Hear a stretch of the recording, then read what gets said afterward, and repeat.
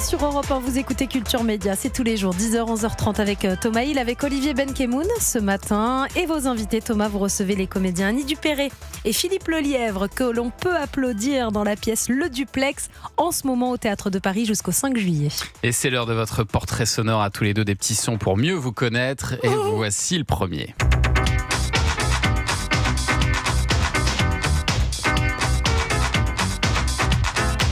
À qui ça parle ? C'est une émission de télé. Ça c'est vous, oui, Philippe. Ce générique, ça vous dit quelque chose ? Générique télé, Ciel Montmardi. Ah oui, de Chavannes. Ah là là. C'est votre première télé ? Ouais. 90. Qu'est-ce que vous faisiez 91. Là De Chavannes nous avait contacté parce qu'il voulait faire un truc spécial pour sa 100e. Et moi, j'étais à l'époque à la Ligue d'improvisation française. Ouais. Et il nous a demandé ce qu'on pourrait lui proposer. Et nous lui avons proposé de venir sur le plateau en étant des faux invités qui réunissaient le mari, la femme, l'amant et l'avocat de la femme. Et un piège, quoi. Un piège terrible. Lui était paniqué parce qu'il nous disait mais c'est quoi l'histoire ? Je dis ben on a le pitch, on a le thème. Après maintenant on va improviser. On ne sait pas comment ça va se dérouler. Et ça s'est déroulé d'une manière totalement incroyable. Ça a marché. Et ça a marché à mort. Ah ouais, les gens y ont cru. Mais les gens y ont cru, mais il y a eu c'était assez tard cette émission, c'est monté à plus de 10 millions. J'ai souvenir de ça, puisque le lendemain, j'allais avec mes tangs acheter mon journal, et j'étais devenu, je sais pas... Ah oui, on vous reconnaissait. Ah mais d'un seul coup, c'était complètement dingue. Je vais acheter mon journal à moitié endormi, et cette émission a fait un carton, mais un carton. Alors c'est vrai qu'après, vous êtes un improvisateur hors pair. J'ai vu que vous avez même été champion du monde d'improvisation, Philippe Lelièvre. Oui. C'est beau ça quand même. Oh là là, c'est tout ce que je sais pas faire, c'est formidable. C'est pour ça qu'il est frustré dans une pièce de théâtre, forcément. Oui, je déteste ça. Non, pas du tout. C'est dans la boîte à outils de l'acteur, l'improvisation. Ouais. C'est pas une fin en soi. Et vous l'utilisez parfois sur scène, même dans une pièce qui peut être très cadrée comme ça. Là, en l'occurrence, je vais jouer 30 fois, donc je vais pas. Mais c'est-à-dire que s'il y a un imprévu, le plus gros imprévu que j'ai connu. Je crois qu'il y en a un qui n'aimerait pas. On va pas citer la pièce, on va pas citer les actrices, etc. Mais je joue dans une pièce, tout à coup, quelqu'un rate son entrée, mais on la cherche partout, on ne la trouve pas, et donc je suis seul sur scène, dans une pièce à 8 personnages. Et donc, j'ai gardé mon personnage, et j'ai inventé pendant le temps qu'il la trouve. Et de temps en temps, je sortais, parce que le gars ressonnait à la porte, à la régie, ça ressonnait, j'ouvrais, elle n'était pas là. Et à un moment donné, je courais, mais qu'est-ce qu'on fait ? Elle est où ? Parce que moi, je veux bien faire 1h30, mais c'est pas les gens ne sont pas venus voir ça. Vous avez joué d'autres personnages ? Non, j'ai joué mon personnage. Mais qui attend. Qui attend. Ah oui, d'accord. Ah oui. Ah, c'est génial. Et on peut savoir la fin de l'histoire ? La fin de l'histoire, finalement, elle est arrivée. À un moment donné, ça a sonné pour la 4e fois, j'ouvre et elle était là. Allez, un autre extrait sonore. Who told you that? What? Who told you that she was dying? How do you know that? Oh my God. I'm sorry. Annie Dupéré, en anglais dans le texte. On est en 1977 et vous jouez dans Bobby Darefield de Sidney Pollack. Vous donnez la réplique à Al Pacino. C'est quand même assez incroyable ça. Il est sympa, Al. Non, vaut mieux pas en parler. Mais non, il était pas sympa. Mais par contre, ça nous a permis de développer une énorme complicité avec Sidney Pollack. Sidney était vraiment devenu un ami. Et d'ailleurs, j'ai un regret, c'est que j'étais au théâtre quand il m'a demandé de venir lui remettre sa palme d'or, d'honneur. Et il m'avait demandé, moi, de venir lui remettre, et j'ai pas pu.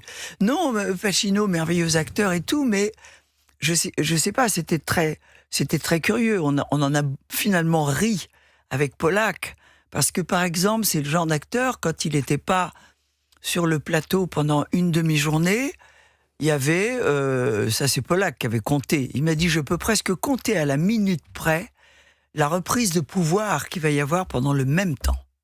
C'est-à-dire qu'il ne tourne pas pendant une demi-journée, il arrive sur le plateau, il faut qu'il reprenne le pouvoir, donc il trouvait les moyens de faire chier, il faut bien le dire. Le temps de ramener l'attention de tout le monde sur lui. Il a besoin d'être au centre. C'est-à-dire qu'il ne comprenait plus la scène alors qu'il avait lu 10 fois le scénario et qu'on était à la fin du film. Tell me about the movie. J'ai entendu ça pour une sortie d'ascenseur quand même. Et de loin, Pollack m'a fait quoi. Il vous a montré sa montre parce qu'il était à mi-chemin de la reprise de pouvoir totale. Non, c'était très curieux. Non, c'est un magnifique acteur. Mais je ne sais pas si c'est cette histoire d'acteur studio ou je ne sais pas quoi. Vous savez, j'adore cette histoire de ce magnifique acteur anglais qui tournait avec un acteur donc américain qui faisait 3 fois le tour du pâté de maison pour être essoufflé pour la scène. Et Laurence Olivier lui a dit « Pourquoi le jouez-vous pas ?» Ah oui. Nous, c'est tout là. On rentre dans le rôle, on sort, on fait semblant le mieux possible et quelquefois bien, on l'espère. Mais le fait de vouloir sentir vraiment quelque chose, c'est pas notre technique. Bien sûr. Non. Allez, un autre extrait sonore. On rentre dans un rôle, on en sort. Nous. Écoutez ça maintenant, Philippe Lelièvre. Presque 1 million d'albums, tout ça. 980, 970 000. C'est ça, tous les matins. Ça, c'est dans les années 2000, la grande époque des parodies musicales. Et avec le 6-9, avec Manu Payette, avec Bruno Guillon, vous animiez une matinale, Philippe Lelièvre. Ça a commencé Europe 2. Vous avez sorti un album. Ça a commencé sur Europe 2 97. Là, c'est... Après, Énergie, c'est 2000. 900 000 disques, plus de 900 000 disques vendus quand même. Ouais. J'avais un peu honte. Ah oui. Sincèrement. Non, j'explique pourquoi. Parce que j'ai des amis musiciens et que tout à coup, faire une émission sur Énergie où quand tu as un titre et qui tourne, c'est pas 8 fois par jour en rotation, fatalement, tu en vends. Ouais. Mais au-delà de ça, ça a été une période extraordinaire de poilade. C'était un travail de dingue parce que j'étais en même temps à la grosse émission. Donc c'était 2 directs par jour. Ouais. Et ça vous manque la radio ? Ouais. Enfin, ça me manque. En fait, la radio, on peut tout faire.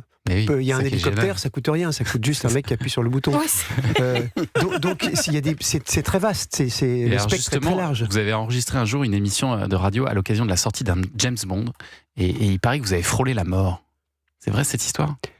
Alors attendez. Dans un avion, avec même l'hôtesse de l'air qui était en panique. Mais qui aurait raconté ça ? Vous avez le nom de celui qui m'a balancé ? C'est Bruno Guillon qui a raconté ça. Ah non, oui, mais bien sûr. Ah, savoir. Mais évidemment, on part faire une émission. C'était où ? Parce qu'on faisait le tour du monde. Au bout du monde, on était parti de Miami, je sais plus où on allait, et il flottait.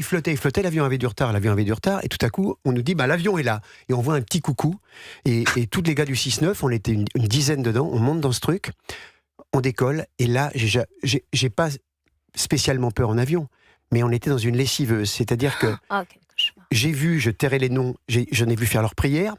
On a cru qu'on allait mourir. Et à côté de moi, il y avait Manu Payet, qui lui a peur en avion. Et je lui disais, j'ai eu sa marque pendant 4 jours dans le bras. Il était accroché à mon bras, et j'arrêtais pas de lui dire, Manu, je sais que je ne vais pas mourir, je le sais intimement, donc toi non plus. L'avion ne va pas s'écraser. Ça l'a rassuré Non, je crois pas.